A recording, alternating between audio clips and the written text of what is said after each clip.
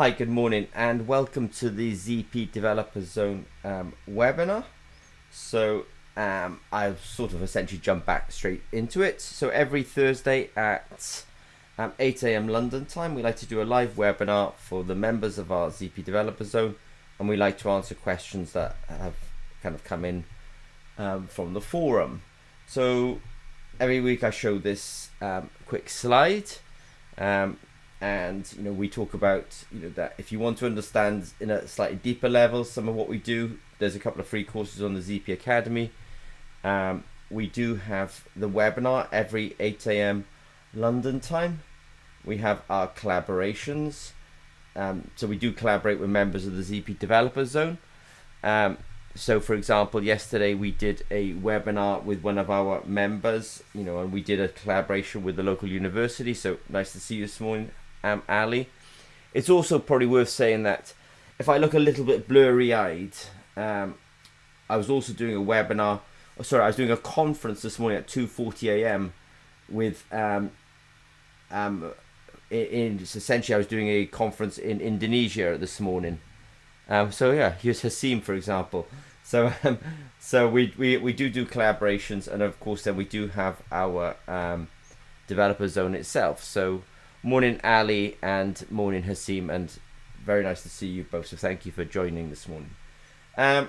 So I'll be quite quick. I also am intending to do a workshop as well, and the first workshop we'll probably do it in Europe, in Norway. But it did remind me that we were actually going to do a workshop in Indonesia, but we just, because of COVID-19, they kind of get put aside. But it might be interesting to start thinking about doing that again. Now, I'm going to today talk about MIPS, molecular imprinted polymers.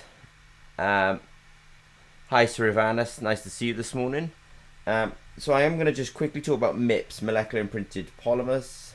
In a MIP. MIPS is becoming increasingly interesting to us at ZP. Hasim is also, hi Ahmet, nice to see you. I'm also very appreciative that Hasim, who's a member and is online today, is also very knowledgeable on MIPS. But it's nice having the developer zone because we can essentially be doing science in different parts of the world, and then we can kind of compare results. So it's kind of fun and interesting. So let's talk about MIPS. So in MIPS, you take a screen printed electrode, and obviously I'm biased, so I'm showing one of our gold electrodes, and the idea is you can put a drop of solution on that solution, and that solution should contain a monomer, and the monomer should have some sort of propensity. Hi Aftab, nice to see you. And that monomer should have some propensity to maybe using a technique like cyclovoltammetry. I mean, cyclovoltammetry, it looks like a mysterious art. I would say that cyclovoltammetry is a kind of way of putting energy into an electrode system, and so, cyclovoltammetry is essentially the form of energy, and if your monomers are capable of it, then you can actually undergo polymerization. So I'm first of all just setting the groundwork that at Zimmer Peacock, we are becoming increasingly interested in MIPS.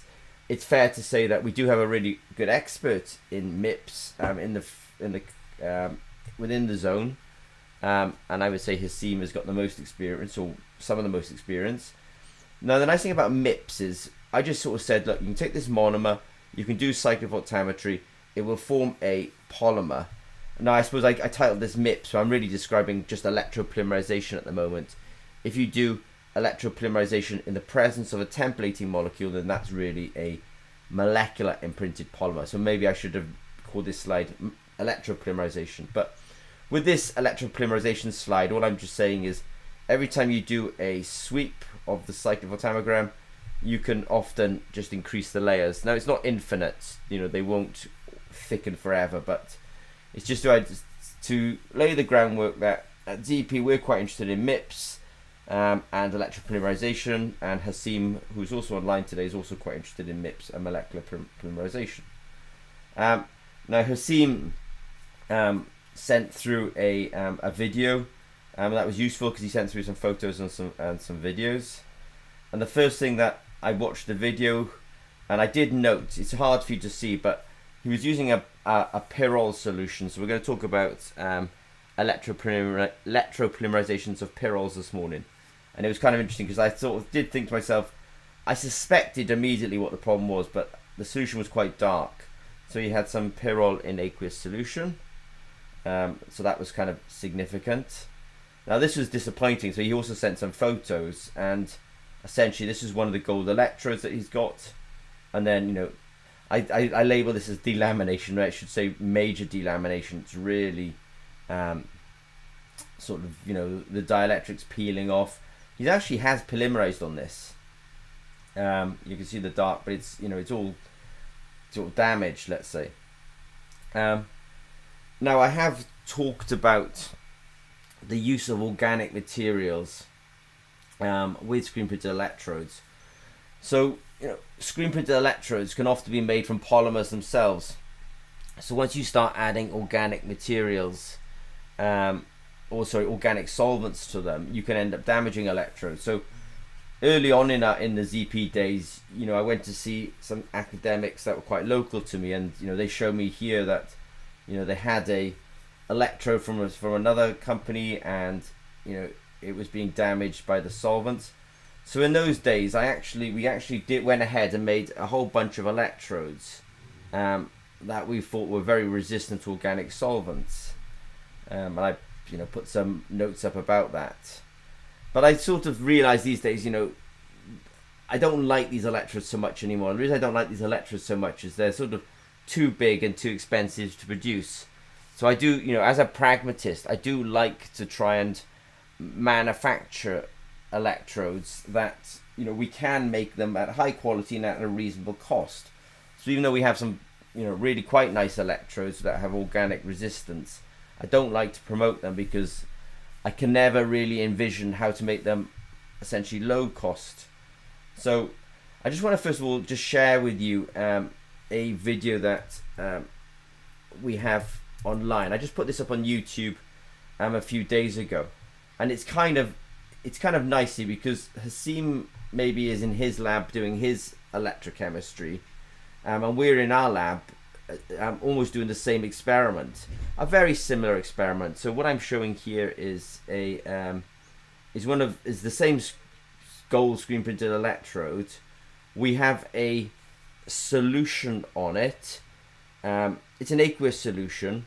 So, you know, Hasim was using pyrrole in an aqueous solution. We've got an aqueous solution. We're not doing electropolymerization of pyrrole, but I just wanted to show you that this is why it's kind of, I think, quite nice to be in the developer zone, because often when people are doing their science, we're doing pretty similar experiments in our lab. So this was something that we were doing almost the same day as him. And the reason it's changing color is because we're cycling this and we're depositing Prussian blue, and we're probably changing the oxidation state of the Prussian blue. So that just gives you some reassurance that we're also in the lab. So when I see the delamination, when I see that delamination that Hasim is seeing, I do know one thing, you know, the electrodes, you know, can be used to do cyclic voltammetry in the deposition. So it must be the pyrrole that's the kind of root cause for me on this.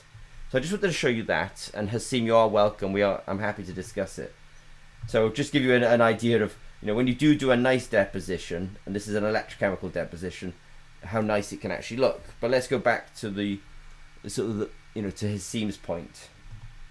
So I spoke to Hasim on email and stuff, and I actually think that the problem is this, that the pyrrole that he's using, it's 10% by volume.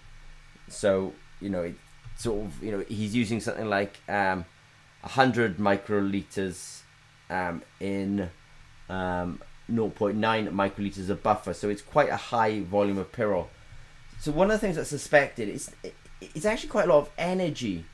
So I think what's happening here is that you almost like, that's so dark, I feel like you're depositing pyrrole down so quickly that it's not just the attack of organic molecules. You know, so some of this delamination could be that you're actually just a bit too high in the pyrrole, and you really don't need to be that high. You can be, you know, a tenth of this, you know, and, you know, and get a good deposition. But I also got a suspicion that because there's so much pyrrole in there, you're getting a lot of current, and it's actually too much current for the screen printed electrode. So I think it's two problems. The P-roll's too high, so it might be too much organic content. I definitely do not think you need to be this high. And because the P-roll's high, you're passing a lot of current during that deposition. And it's literally, current, voltage times current is equal to power. So you're literally putting too much power through the device, and it's delaminating because of that.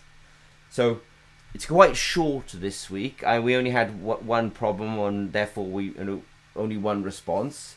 But I think the advice I would give you is, I'm pretty sure that you can do the electropolymerization and the MIPS formation of pyrrole or pyrrole, depending on pronunciation, in your aqueous solution. But you do need to reduce that concentration quite a bit, and you don't need to be up at 10%. So I would actually just reduce it and you should be fine. So in summary, I'm very glad that we've actually got such a strong, let's say, developer zone. There's a lot of people online today that are coming regularly, and I appreciate it. If you are a member of the ZP developer zone and you're using our products, you'll actually find that we're also members of the ZP developer zone. At ZP, we're also members of the ZP developer zone, and we're also using the products. So when you have practical problems, the reason that we're able to give fairly practical solutions is because we're in the lab day in, day out. And so, Hasim is in Indonesia doing his electropolymerization with pyrrole. We're in the UK doing our electrode deposition on the same gold electrodes. And so we're able to offer advice back because, we are one of the biggest users. So we didn't have any more inquiries this week, so I will sort of round up in a few minutes. But thank you, Hasim, for sharing the photos, sharing the video, answering the questions that you did, and then we've given you a response, which is, I think the pyrrole is a bit too high in concentration. Too much pyrrole means too much organic content, so turn it down a bit. And then if you turn down the pyrrole, then you won't pass quite so much current through the electrode in the deposition, and then therefore you won't have so much heating of that electrode. That's an interesting question. Ali's asking, I've got a question. Is it possible to regenerate the MIP-based sensors? It's a good question, Ali, and I'm not sure. But my initial instinct is it's not that easy to regenerate an electrode that's been had a MIP on it. Because essentially you've gone from a monomer to a polymer. So I could understand it's actually quite hard to then get the polymer back off the surface. And once you start trying to use things like organic solvents, then you're going to start eroding, or the actual screen printed electrode itself. So I think if it was a gold disc electrode, you could just polish it, and I think it'd be fine. If it was a screen printed electrode, I'm not so sure that you can take the MIPS off. But I would ask Hasim and people like that as well, whether they have a technique for getting MIPS off an electrode. It's not, I mean, at ZP obviously, we manufacture the electrodes, so if we make a mistake, we just throw them out. But yeah, I'm not sure of a good technique for reversibly or taking off a MIPS off a electrode. But yeah, it's a good question. If anyone knows the answer, maybe put it in the forum. So thanks to Saran for saying thank you this morning. Thank you, Ali, for the questions. Thank you, Hasim, for posting the questions, and give us an update. And if you'll get stuck, then we'll have a go in our lab as well. Don't worry about that. Thank you, Suravinas, for joining us this morning. Thank you, Ahmet. And Saran is just coming up with, how about etch MIPS off the SP? The only reason etching's probably a better idea actually when I think about it, because etching suggests an aqueous based system, which these electrodes are probably more resistant to aqueous than they are to organic. So etching might be an idea, but we haven't tried it yet, but it's a good idea. So that's why it's good to have the forum and the webinar, as you can see, because the chat has actually got more answers than I have. So I appreciate it. But yeah, thank you, Ali. Thank you, Saran. And I will catch you all Some of you I might see, we do a webinar on Sundays at 8 a.m. It's not obligatory to come to that. We just put it on YouTube anyway. But again, there's the webinar next Thursday, which is much more technical. So I think you'll enjoy that. All right. See most of you next Thursday. Otherwise,